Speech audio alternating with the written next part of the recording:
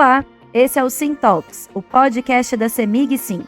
Eu sou a Silvia Castro e nesse episódio vamos falar sobre consumidores eco-orientados que pautam suas escolhas de compra no conceito da sustentabilidade. Vamos abordar também sobre como essa tendência de consumo tem impactado as estratégias das marcas, destacando as motivações e comportamentos que moldam as decisões dos atuais consumidores. Para falar sobre esse tema, recebemos Cíntia Gherardi, co-diretora executiva interina no Sistema B Brasil, e Patrícia Rabelo, sócia e consultora sênior da Ideia Sustentável Consultoria em Gestão Empresarial. Obrigada por estarem aqui, é um prazer falar com vocês sobre esse tema tão necessário e atual, né, Cíntia? Obrigada, Silvia, pelo convite. É um prazer estar aqui com vocês.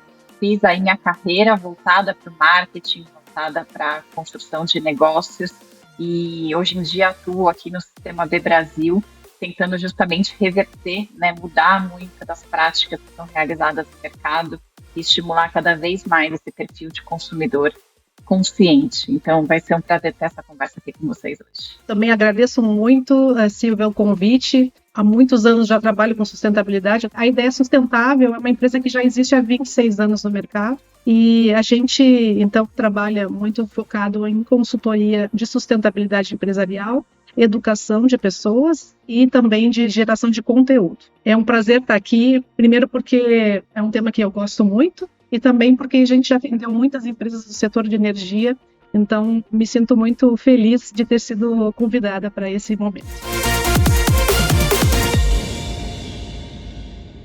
Bom, ninguém melhor do que vocês para explicar o perfil desse consumidor eco-orientado, né?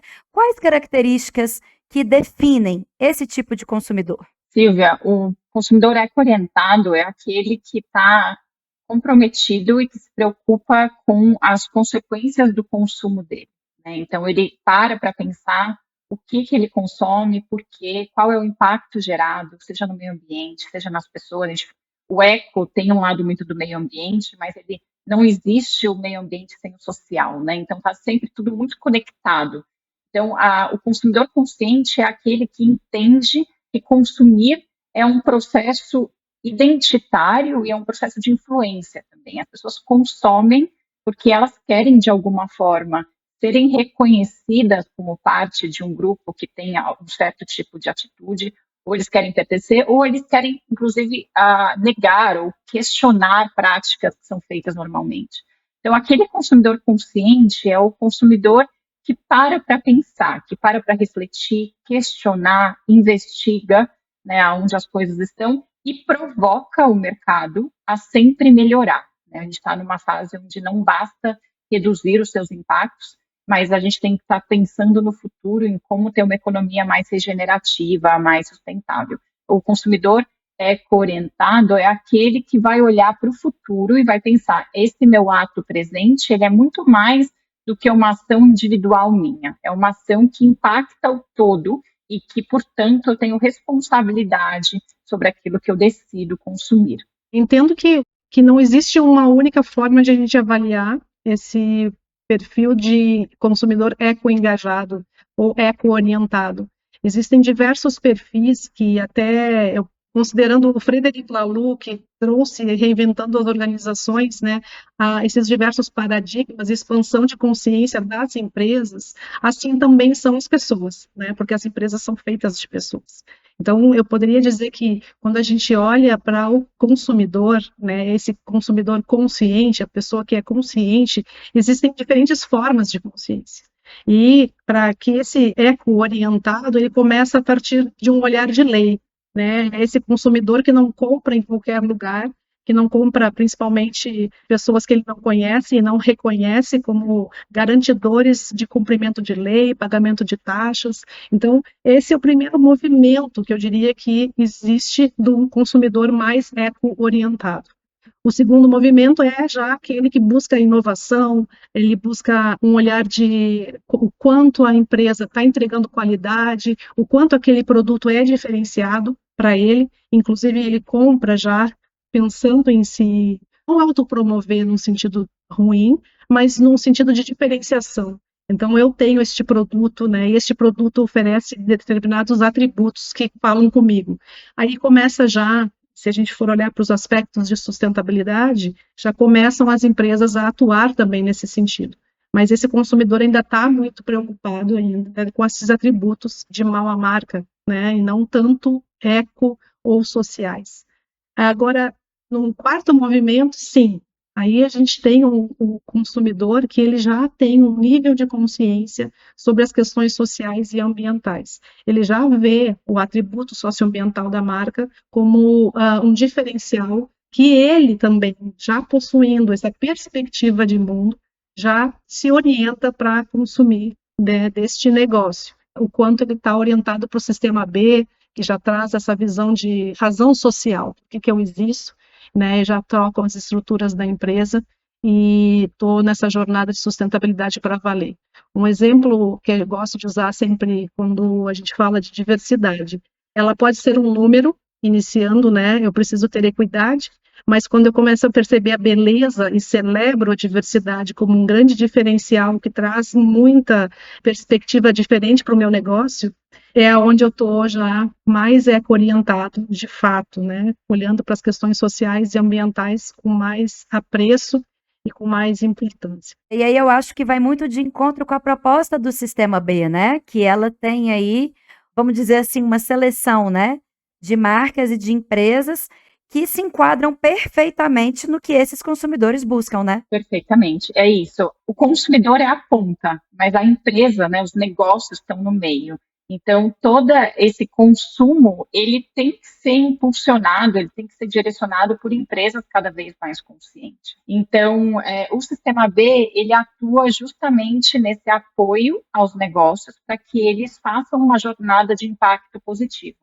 Uma jornada que não só reduza seus impactos como empresa, mas que também entenda que o papel de um negócio pode ser transformador e que ele tem a oportunidade de gerar benefícios compartilhados. É daí que vem o B, do Sistema B, ou das empresas B, que são as empresas que hoje têm a certificação por atenderem os altos padrões. Então, é uma empresa que ela se importa com o que ela gera para além do lucro. Então, quais são os benefícios gerados para todos os seus stakeholders em toda a sua cadeia, seus clientes, seus trabalhadores, o meio ambiente, seus acionistas ou governança. Então, é uma gestão integrada da sustentabilidade.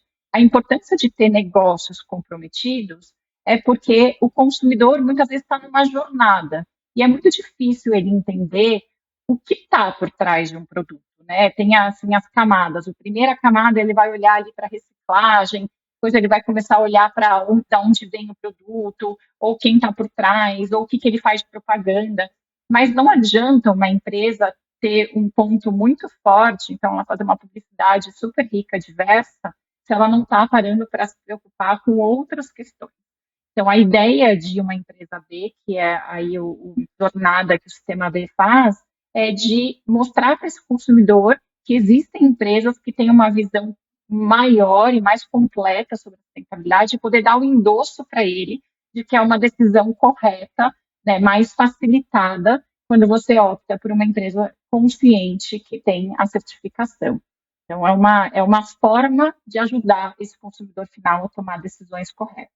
Bom, e na visão de vocês, quais fatores motivaram ou orientaram esse novo perfil de consumo, né? Eu faço uma reflexão do que veio primeiro, esses consumidores mais conscientes que forçaram, de certa forma, que as empresas se adequassem a essas demandas, ou as empresas que trouxeram esse novo conceito, essa nova proposta aí para esses consumidores? Eu entendo que é um processo que a gente não pode dizer aonde começa e aonde termina. Que a gente percebe cada dia mais as empresas, então, como a Cíntia trouxe, né, essa orientação por melhores práticas, um olhar das operações, desde, né, lá da compra da matéria-prima, a relação com os fornecedores, até o pós-consumo, né, e a gente olha para isso já com legislações, essa é a visão, né, então a gente tem ali um contexto já de governo atuando sobre leis e regulações, o consumidor cada vez mais preocupado e olhando para as questões do ponto de vista de essa nova geração, principalmente, né? Com um olhar de como eu me conecto com esse negócio, qual é o significado que eu dou ao meu trabalho. Então, fazendo uma força também, empurrando, né? E eu não vou falar empurrando no sentido ruim, mas direcionando as empresas a terem melhores práticas, e as empresas, então, sendo cobradas por esses dois contextos, e também o contexto, claro, de organizações terceiras, que vem aí com um olhar de meio ambiente, e aí a gente pode falar de WWF, o próprio Sistema B com as certificações, a própria Bolsa de Valores, né, com a carteira específica de gestão de sustentabilidade. Então, é um contexto mais sistêmico do que uma força só atuando nesse sistema, né? E acho que vale reforçar, Silvia, que é uma coisa que acontece com todos os setores fortes de empresa. Existem empresas que já surgem com esse propósito muito forte de gerar impacto positivo, de querer promover essa transformação, e existem também empresas centenárias que conseguem virar a chave e entender o papel delas, não só na parte econômica, como na parte socioambiental. Então, é muito importante, porque às vezes as pessoas acham que não é para eles, né? Ah, isso é para uma pequena empresa, ou isso é para quem tem dinheiro. E o fundamental é que esteja dentro ali da estratégia principal da empresa, saber que ela tem esse papel de transformação e aí promover cada vez mais soluções para esse consumidor final que está buscando ser mais consciente, né? Promover mais transparência das informações, novos produtos, novas tecnologias e facilitar a jornada do público final. Perfeito. Essa ia ser, inclusive, a minha próxima pergunta, né? De que forma é que as empresas estão integrando com esse perfil de consumidor? Elas já entenderam essa demanda cada vez mais crescente, né?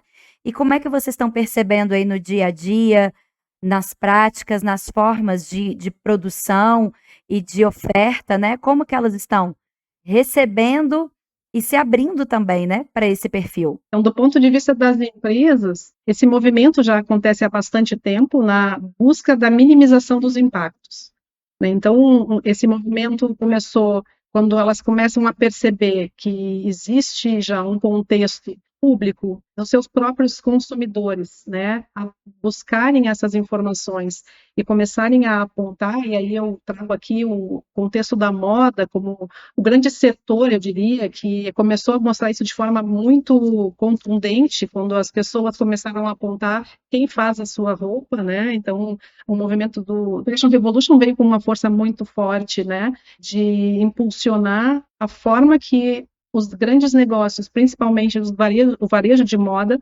vinha atuando com cadeias super pulverizadas, né, em localidades onde o potencial trabalho análogo ao escravo era um potencial forte de acontecer, né? Não vou dizer que sim, que isso acontece bastante, mas aconteceu e todos os negócios foram impactados por isso e acabaram criando seus próprios mecanismos, né, de monitoramento da sua própria cadeia. Então, acho que a moda ela veio mostrar isso com mais força do que os outros negócios. E aí, claro, grandes desastres, né, ambientais que aconteceram com mineradoras também foi um momento de grande mobilização da sociedade para esse olhar mais cuidadoso que as empresas precisam ter. E essa visão de é necessário estar para que isso não se vire contra a empresa, acho que foi o primeiro movimento aí, né? Assim, começou a vir cada vez mais forte por um lado de governança, a pressão do mercado financeiro, de que não dá para ignorar, não dá para terceirizar o problema, não dá para dizer, eu vou só até aqui e eu não tenho controle da parte final da cadeia. Então, assim, consumidores, todo o entorno da empresa passou a pressioná-los para ações. Então, acho que esse foi um primeiro passo. Mas teve também um outro lado, que era o lado de conexão.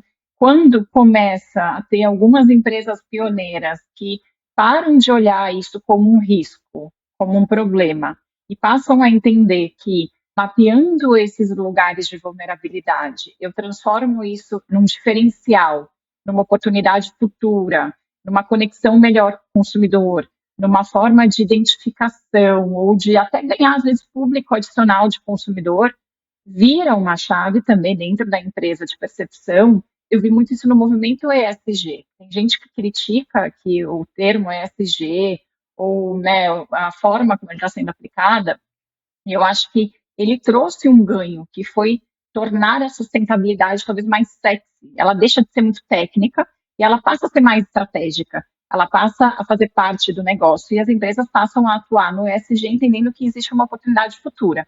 O problema é quando a empresa está lá só pelo oportunismo, está querendo fazer ações pontuais e não, de fato, se comprometendo com algo futuro ou com algo de maneira estruturada.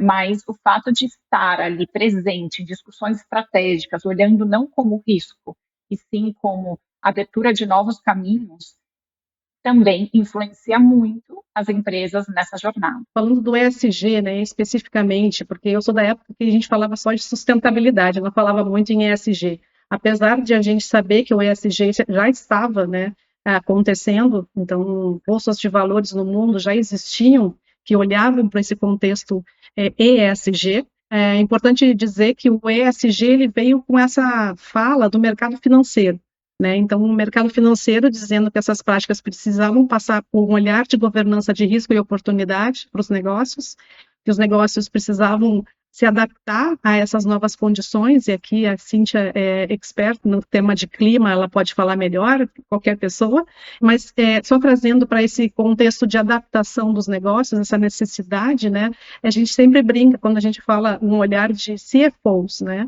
os CFOs na época de sustentabilidade, falar só sobre sustentabilidade, ainda viam o tema muito como, não precisa fazer agora. No contexto ESG, o CFO entende que o tema é estratégico, como a Cíntia trouxe, né? E esse tema precisa ser conduzido de uma forma responsável pela empresa, porque ela traz uma nova geração de negócios e um olhar de futuro para a empresa. Sustentabilidade, ESG, seja qual for o termo que a gente usar, é sempre um olhar de longevidade do negócio. E um outro fator nesse contexto é a questão de sustentabilidade, era ainda um olhar de shareholder, né? Então, os negócios estavam sendo vistos a partir do olhar de acionistas. Quando a gente entra mais numa outra forma de ver como o ESG, é um olhar mais de stakeholder. Todos os meus stakeholders precisam ser considerados para que o meu negócio possa, sim, ser sustentável a longo prazo. E mostrar que é possível, né, fazer negócio e causar impacto, né? E o que demonstra são os consumidores, né? Como é que vocês veem isso na prática? Como que essa busca por valor, propósito e autenticidade, né, impacta no comportamento de compra? Como que vocês têm visto aí esse consumidor eco-orientado traduzir esses valores nas escolhas ali, ó, práticas e diárias ali no dia a dia? O que antes era uma bolha, eram pessoas muito específicas, acho que também muito com o ganho das redes sociais, com as visibilidades, as pessoas começam a ter uma influência maior de comportamento em outras e começam a ver que é possível ter uma vida, uma rotina mais equilibrada e consciente. Existe uma pessoa 100% consciente? 100%, é óbvio que não. É muito difícil você ter domínio de tudo que você consome e falar assim, olha, tem o meu consumo perfeito, né? Até aquela pessoa mega consciente, com certeza, tem locais onde ela vai ter que abrir mão ou que não vai conseguir. Mas esse consumidor, ele começa cada vez mais a questionar os seus hábitos, questionar as empresas que ele escolhe.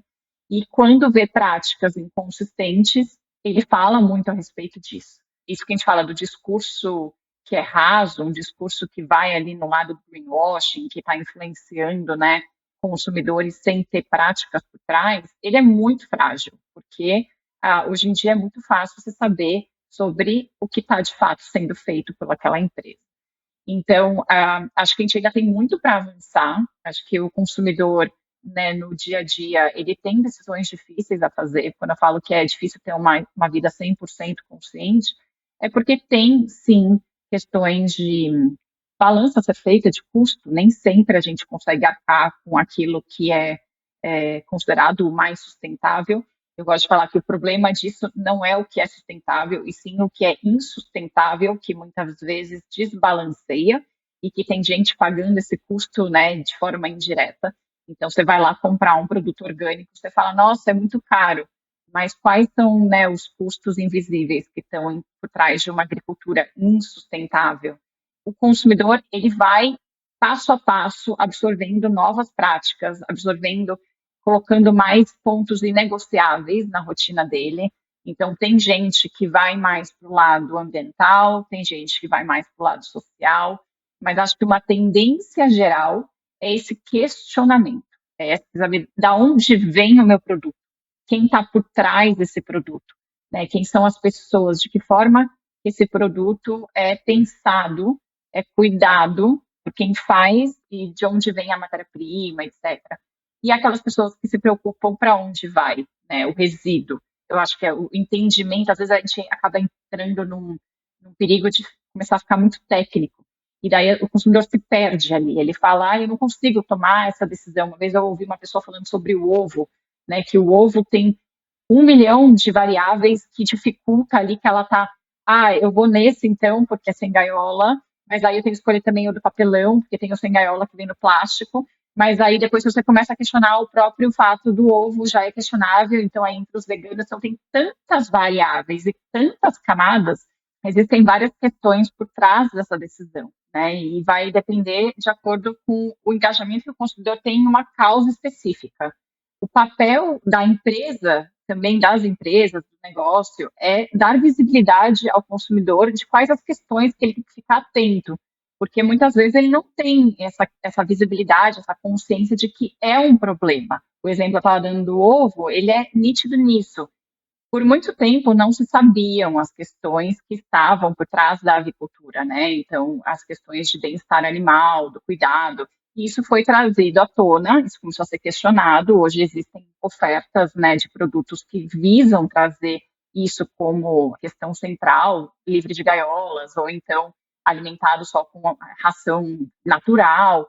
Então, começa a trazer esse questionamento para o consumidor, para que o consumidor também passe a ter suas decisões mais conscientes.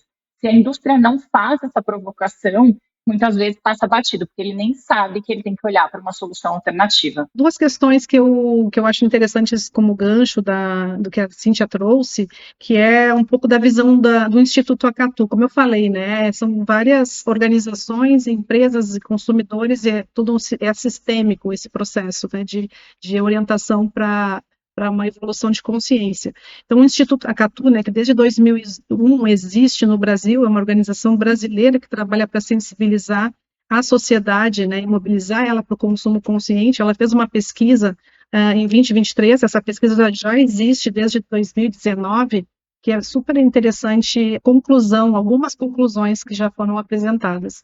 A pesquisa se trata de vida saudável e sustentável. E quando elas perguntam então para os consumidores, né, como é que eles enxergam, e eles fazem esse processo depois separando pelas gerações, e aí o contexto é muito similar, que as pessoas ainda entendem o contexto do saudável como um processo interno, pessoal, e o contexto do sustentável como externo, das empresas, do mundo, do planeta, de fora. Eu acho que ainda existe uma desconexão do entendimento de o quanto a economia e quanto a vida das pessoas depende do meio, que é uma desconexão um pouco absurda, que está totalmente interligado, né? Então, se eu tenho um ambiente saudável, eu tenho uma boa saúde. O que foi apresentado por eles também é que existe essa desconexão de entendimento dos impactos socioambientais. Eles apontam que, sim, práticas como não deixar a luz acesa, já para trazer para o contexto aqui, não desperdiçar alimento, ler os rótulos das embalagens, entender certificações, como do Sistema B, né, isso tudo está presente, mas eles não conectam isso com um impacto ambiental, uma motivação de impacto ambiental, por que as empresas estão fazendo.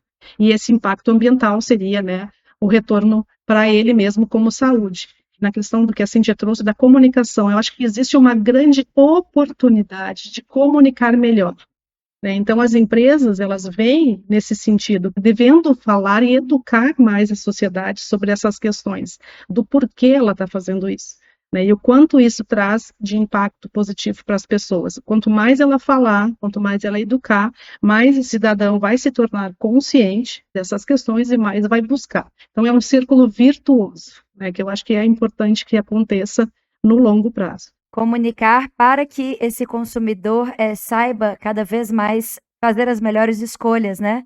E aí eu ia te perguntar isso, de que forma que o varejo ele tem se adaptado e evoluído para oferecer essa experiência de compra alinhada e com os valores do consumidor consciente. Eu concordo com você, Patrícia, que ainda falta muito a comunicação, né? A gente tem visto aí muito greenwashing, social washing, né? Mas fora essa comunicação, quais outras ferramentas as empresas e o varejo, né, eles podem utilizar para oferecer essa experiência mais proveitosa para os consumidores? Acho que entra muito na questão de oferecer mais qualidade, mostrar o quanto a qualidade vem a serviço dessa nova orientação da empresa, a maior saudabilidade, a marca responsável que se conecta, como a Cíntia trouxe, com causas, né? Então, qual é a minha causa, o que dentro dos meus grandes impactos eu estou realmente conseguindo resolver. Então, um case bem importante e bacana que eu sempre trago, que é o case do papel higiênico. E que causa que um papel higiênico pode, né, se conectar? Essa é uma história antiga, até. Eu trago por quê? Porque realmente, assim, que causa um papel higiênico pode ter, né? E aí, eles pesquisando, entendendo toda a questão da marca e do propósito do produto, não tinha nada melhor do que um olhar de saneamento, né? Então, o quanto a orientação da empresa para uma causa que realmente está conectada com grandes questões sociais, ambientais e econômicas globais. O ideal, né, a marca ter essa conexão e conseguir, então, com suas ações, promover melhores práticas mesmo. Acho que esse exemplo que a Patrícia traz, ele é muito rico, porque a empresa ela tem que fazer uma análise interna de onde estão suas fortalezas, onde estão seus impactos, né, a análise de uma matriz de materialidade, que é o termo aí mais técnico usado. Assim, não adianta ele fazer uma campanha super de diversidade, com um foco muito fora, se no final das contas ele impacta diretamente uma questão de saneamento, se o produto dele não for sustentável, e ele tem a oportunidade de gerar uma educação do consumidor proativa, né? Então, para além de pensar em tecnologias, pensar em formas de reduzir o impacto dele a partir do descarte do papel que vai ser feito, como que ele educa o consumidor dele a ter práticas mais sustentáveis? Então, é realmente olhar para onde você está e ter uma clareza de definição de prioridade. A empresa, da mesma forma que o consumidor não consegue botar na balança tudo, a empresa também não vai conseguir fazer tudo. Então, ela tem que estar o mais comprometida possível para fazer a sua melhor versão e ter um plano de longo prazo para que, aos poucos, ela vá cada vez mais aderindo outras questões que talvez neste momento não sejam tão prioritárias. Esse olhar de longo prazo, ele é fundamental, tanto para as empresas, como, voltando para a sua pergunta do varejo, para o varejo, porque, assim, se o consumidor não está habituado a novas propostas, se ele ainda não sabe, às vezes, questionamentos que ele precisa fazer, e começam a surgir essas marcas, empresas que estão, né, se propondo a fazer diferente, é muito fácil essas empresas ficarem esquecidas num cantinho ali do supermercado, com um preço caro, uma proposta de valor que às vezes não fecha a conta para o consumidor, porque ele não está entendendo por que ele tem que fazer aquilo. E aí, às vezes, também tem que entender que é um movimento que não dá para ser solo. Acho que um dos exemplos que eu gosto é da prateleira de leites vegetais. Já existe há muito tempo, mas antigamente era um produtinho ali, só para quem tinha intolerância de lactose. Aí começa a vir mais um, aí começa a vir mais um. Aí o que a gente vê hoje é uma prateleira que está cheia de oferta.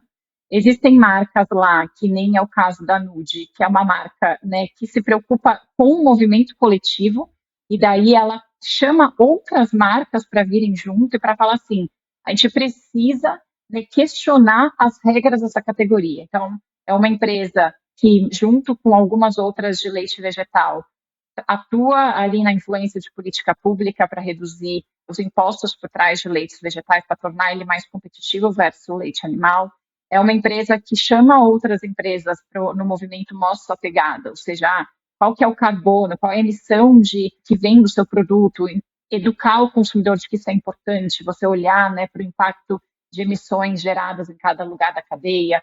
Então, é uma empresa que provoca, né, uma empresa que ela está ali com o seu produto, mas ela está gerando um movimento coletivo de quanto mais empresas vierem para a prateleira de leite vegetal com propostas diferenciadas, vai entender que o impacto vai ser maior.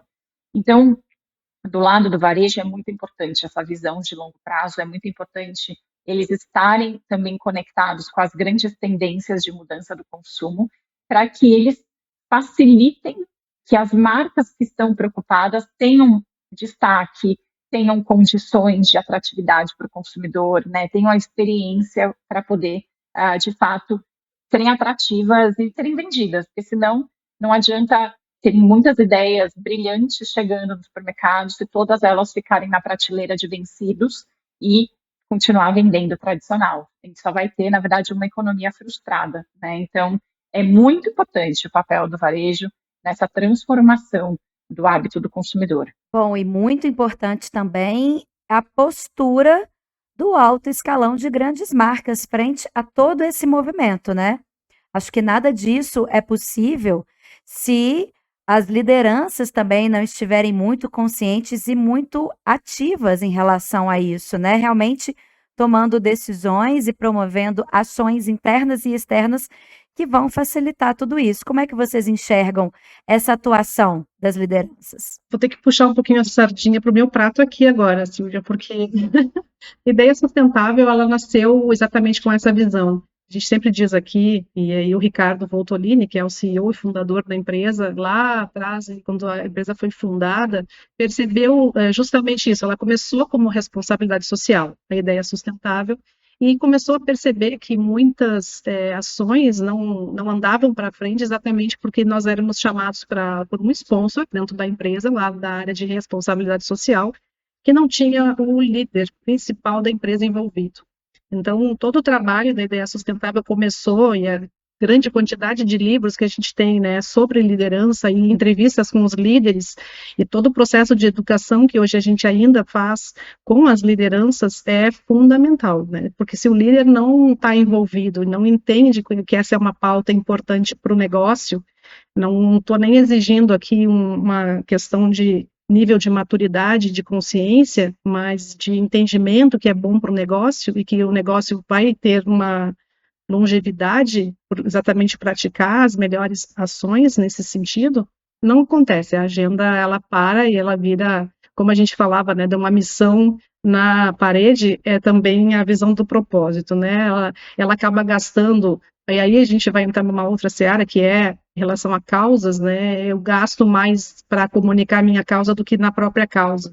E isso é uma incoerência e é onde acontecem as grandes questões aí de greenwashing e de má reputação. Estou totalmente alinhada com o que a Patrícia trouxe. A gente recebe muita empresa interessada nessa jornada de impacto, né, querendo se certificar por motivos, por motivações diversas, mas o que a gente vê que realmente aquelas que conseguem atingir, né, o patamar de empresa B são empresas que a liderança, depende do porte dela, se é CEO, fundador, se é, né, C-level, pessoas de alto cargo de liderança, tem que estar 100% comprometida, porque senão é algo que realmente é pontual, é algo que a gente vê que é muito comum ser despriorizado no momento de corte de verba, em cortes, né, situações econômicas complicadas. Então, esse segundo ponto que a Patrícia traz de comunicação, na prática, a gente vê que aquelas empresas que gastam muito dinheiro com comunicação e tal, geralmente, nem todas, mas muitas vezes são as que menos investem em causa em si, porque as que estão ali extremamente comprometidas na causa, eu vejo, pelo contrário, um receio, muitas vezes, delas comunicarem. Elas querem comunicar mais, mas elas falam, mas eu ainda não sou perfeita. E se eu comunicar isso, mas eu sei que eu ainda tenho que fazer isso, isso, isso e isso. E a gente fala, mas você já faz muita coisa. Então, o que você já faz hoje já tem que ser comunicado. Mas é muito comum a gente escutar, assim, de empresas esse receio de estimular do consumidor um consumo que a própria empresa fala, eu ainda tenho coisa para melhorar. E o nosso papel é mostrar que ninguém é perfeito, que é uma jornada, né? A própria certificação a gente coloca como meio e não como fim. Então, a empresa tem que estar constantemente nesse olhar da melhoria contínua, mas ter a alta liderança engajada, provocando, é fundamental, porque não se trata de uma área, se trata de tudo que é pensado corroborar para aquele propósito maior. Bom, e a gente tem muitos bons exemplos no Brasil e pelo mundo, né? De estratégias que comprovam que as marcas estão atentas a esses anseios desse consumidor eco-orientado, né? Cíntia trouxe aí o exemplo de uma marca de leite. A gente tem também o exemplo da Semig Sim, com o caso aí da energia solar por assinatura e essa opção renovável e econômica de consumir energia. Quais outros exemplos vocês trariam e o que vocês diriam que é primordial para entregar ao consumidor produtos que realmente atendam a essas expectativas de valor, né? E como que essas estratégias tornam-se cases de impacto para as marcas e, claro, para os clientes, né? Cases são aqueles que sabem olhar para os grandes problemas que temos socioambientais, né, e ser propositivos em soluções. Então, hoje a gente sabe que existe um problema muito sério ainda em termos ambientais de desmatamento. Então, existem diversas empresas que estão colocando tecnologia de rastreabilidade, tecnologia para mostrar de agrofloresta ou de cultivo sustentável, né, o agro do bem, para mostrar que é possível sim alimentar a população do planeta com práticas mais sustentáveis. Então, eles vão direto ali no ponto, ao invés de querer ser mais do mesmo. Existe toda a parte de climática em termos de emissões como um todo, né, de como que você cultiva, preserva a biodiversidade, investe em soluções mais regenerativas. Então, também, né, empresas que estão olhando isso adiante, tornando isso parte do seu trabalho, fazem a diferença. E tem um lado social muito forte que está emergente. Cada vez mais, eu acho que o ambiental, antigamente, ele era mais comum. Eu vejo o social, fico feliz de ver que tem evoluído muito. Então, o lado social de entender quem está por trás do produto, né? Com pequenas comunidades, pequenos agricultores, pessoas pretas, periféricas, então tem ganhado um protagonismo ali de tem que priorizar, né? Como que a gente, por meio do nosso consumo, entende que é uma forma de promover a geração de renda e melhores condições de vida a pessoas que hoje estão mais vulneráveis, né? Então, esse olhar propositivo do consumo para a melhoria de vidas tem ganhado também destaque, tem ganhado pauta. E também acho que o papel das empresas de mudar estereótipos, também Patrícia trouxe um pouco da moda aqui, a moda tem sido fundamental para quebrar estereótipos de beleza, para questionar o próprio consumo desenfreado, né? Então, como ter aquele consumo mais longínquo, mais consciente de redução. A gente não falou desse tema aqui hoje, mas falar de consumo consciente passa por repensar. Você tem que consumir ou não. Então, assim, é o primeiro passo. Eu preciso disso mesmo? Não tem nada aqui que eu já tenha que cumpra essa função. Por que eu quero esse produto ou serviço, né? O produto acaba sendo mais material. Mas, então, repensar, reutilizar, isso tudo passa ali também pela experiência. E empresas que investam nisso também, como parte de sua solução, e daí entra muito serviços que facilitam a longevidade dos produtos, assistências ou próprias empresas que já oferecem produtos que podem ter manutenção ou que têm garantia vitalícia, são empresas que estão comprometidas também com essa questão do fim da cadeia, né, de minimizar e oferecer ao seu consumidor soluções para que ele possa ser mais consciente. Então, acho que vem um pouco desse lado da ter coragem de enfrentar grandes problemas, ter a clareza de onde estão esses problemas. A questão de circularidade, já na fala dela, né, um olhar de longevidade, o quanto eu consigo fazer remanufatura, quanto eu consigo reutilizar as minhas matérias-primas e o pós-consumo, então, para trazer de volta para cada vez menos usar recursos naturais, né? Então, esse olhar, e eu sempre falo que, para mim, a economia circular, ela tem um quê da sofisticação da sustentabilidade, porque ela tem um olhar mais amplo, né? Ela olha para dois tipos de ciclos de produtos, né? E de componentes. Então, esse olhar amplo que eu entendo que as empresas estão iniciando agora, né? Entendendo que a legislação é o que começa, né? Eu preciso trabalhar onde vai o meu resíduo, né? A logística reversa, como eu faço isso acontecer? E aí a gente vai mais adiante, mas lá atrás, quando eu desenho o meu produto, o que eu estou pensando no design dele? Qual é o nutriente que eu vou utilizar? Né? E da onde que eu vou tirar esse nutriente? Eu posso, né, no meu pós-consumo, trazer isso de volta para minha cadeia e reduzir o uso de recursos naturais? Eu acho que esse é o próximo pensamento mais profundo que eu vejo que as empresas estão começando agora a falar e a se preocupar. Então, é um caminho, é uma jornada, como disse a Cíntia, né? Então, cada vez mais as empresas estão falando nisso. Essa parte de ter princípios claros por parte da empresa é fundamental. Então, é importante que tenha essa cultura, esse estímulo para fazer as pessoas avançarem, porque senão você não muda. Não só para onde querem chegar, mas como chegar, né? E a Patrícia falou aí também da questão da logística reversa, e a gente tem um podcast aqui no Sim Talks que fala sobre a logística reversa, muito bem pontuada aí pela Patrícia, então quem quiser conferir também, vale voltar uns episódios aí para trás. Recentemente a gente abordou esse tema de uma forma que ilustra muito bem tudo que vocês disseram. Bom, para finalizar, eu perguntaria aqui quais as tendências vocês acreditam que vão moldar esse comportamento de compra nos próximos anos. E se a gente pode esperar desse consumidor, tanto de hoje quanto do futuro, em termos de escolhas, amparadas mais pela sustentabilidade e pela responsabilidade social. Cada vez mais teremos integrantes nesse time. Como que vocês veem esse cenário? Vai depender muito de como as empresas também comunicarem. Esse consumidor cada vez mais informado, compreendendo, né, de fato o impacto socioambiental que está deixando de acontecer por conta das melhores práticas das empresas, trazendo esse contexto mais para perto dele. Eu acho que assim, cada vez mais os consumidores vão ser conscientes daquilo que eles estão comprando, adquirindo.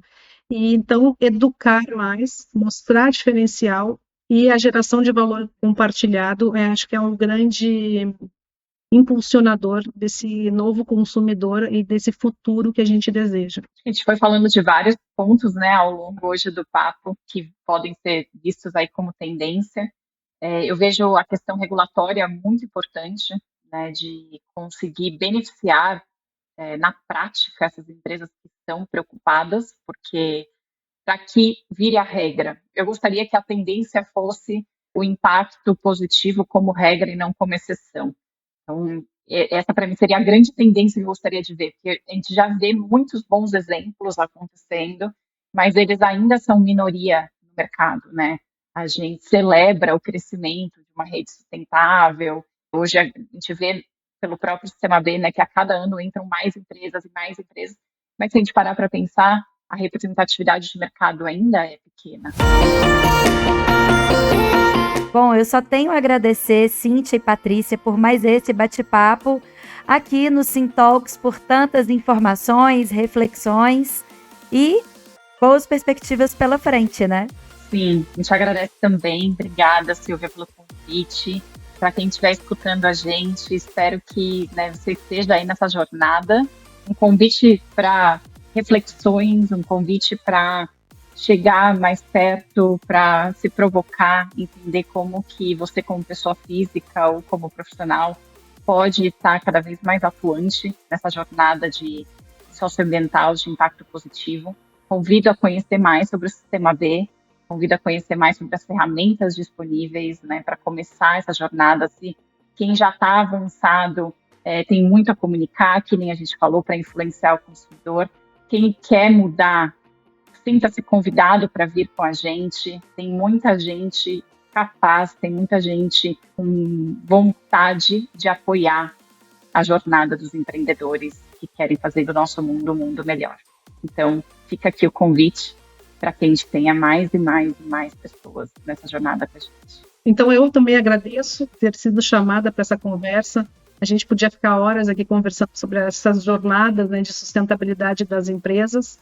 E como disse a Cíntia, eu também entendo que sempre que a gente fala um pouco sobre o tema, a gente tem a tendência a conseguir mobilizar e jogar pequenas sementinhas, assim, em pessoas que ainda não despertaram para o tema. o que o tema ainda está muito no campo do estratégico. Eu acho que é um tema que é bom para os negócios, é bom para as pessoas e é bom para o planeta. Então, a gente vive como um sistema e isso é bem positivo para todos. Então, a cada conversa é uma sementinha jogada.